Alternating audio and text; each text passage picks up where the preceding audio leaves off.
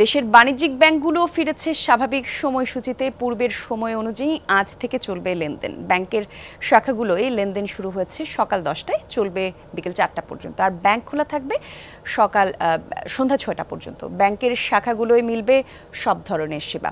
এর আগে কারফিউ এবং সাধারণ ছুটির কারণে টানা 3 দিন বন্ধের পর গত বুধ এবং বৃহস্পতিবার ব্যাংকগুলোর কিছু শাখা খোলে।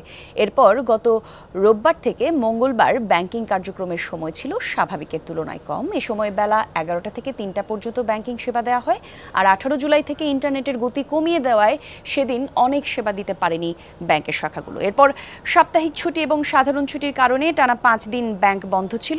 এ সময় বৈদেশিক লেনদেনও বন্ধ হয়ে যায়।